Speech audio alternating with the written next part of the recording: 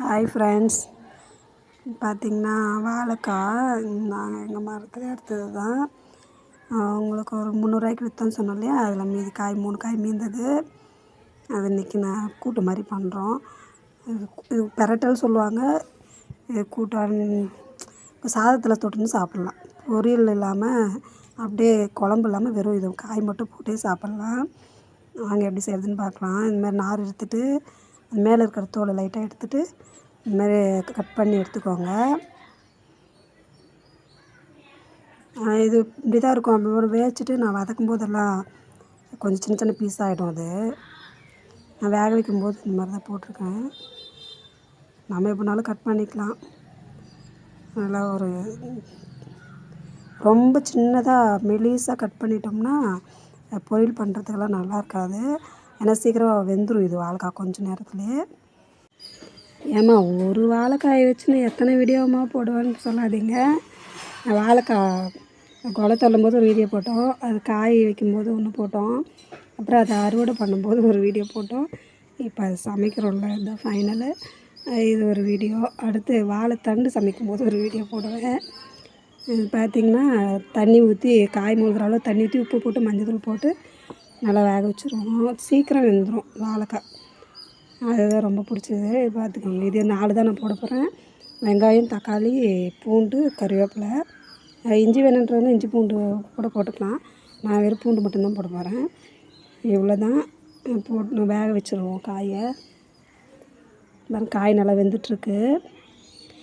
நம்ம ஒரு செடியை நட்டு அதில் வர காயை பறித்து சாப்பிட்றது எந்த ஒரு கெமிக்கலும் ஆட் பண்ணாமல் சாப்பிட்றது ரொம்ப ஆர்கானிக். அது இப்போ இருக்கிற இதுக்கு சுற்றுச்சூழலுக்கு நம்மளாக அந்த காய் சமைச்சு விதைச்சி சாப்பிட்றது ரொம்ப நல்லதுங்க உடம்புக்கு.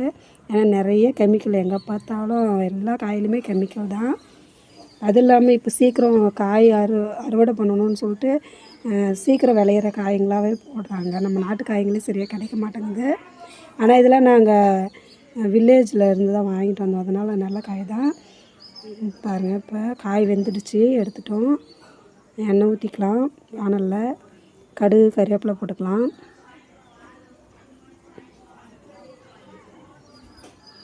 கடுகு பொரிஞ்சது கொஞ்சம் சீரகம் போட்டுக்கோங்க. பொரிஞ்சிச்சு, கறிவேப்பிலை போட்டுக்கோங்க.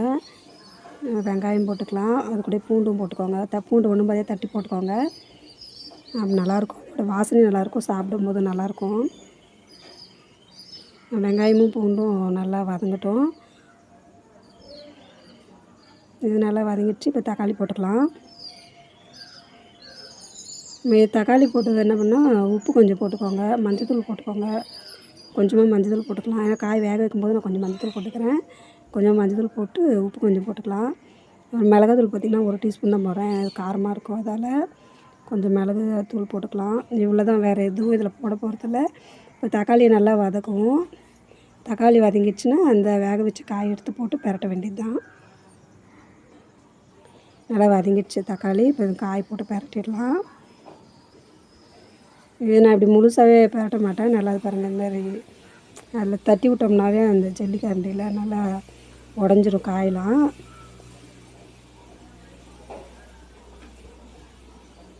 உண்மையிலே செம்ம டேஸ்ட்டாக இருக்குங்க. எனக்கு வாழைக்காய் இப்படி செஞ்சால் பிடிக்கும். இது கொஞ்சம் வாயுன்னு சொல்லுவாங்க, அதனால் நான் கொஞ்சம் பெருங்காயத்தூளும் போட்டுக்கிட்டேன். ரெடி ஆகிடுச்சு பாருங்கள். தம்பி பொண்ணுக்கு போடுறேன், அவள் தான் சாப்பிட போகிறா. சாப்பிட்டுட்டு எப்படி இருக்குன்னு சொல்லுவாள். அவள் வெறும் காயிலே சாப்பிட்ருவா, அவளுக்கு சாம்பார்லாம் பிடிக்காது.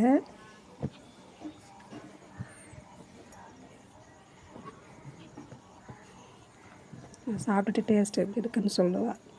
நான் சாப்பிட்டேங்க, ரொம்ப நல்லா இருந்தது காய். நானும் சாதத்துக்கு அப்படியே தான் பிசைஞ்சு சாப்பிட்டேன். சூப்பராக இருக்குது, வெரி டேஸ்டி.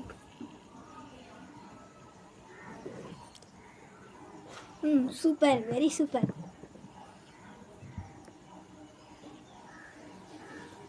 காய் தனியாக சாப்பிட்டா ரொம்ப ரொம்ப சூப்பராக இருக்குது, வெரி டேஸ்டி.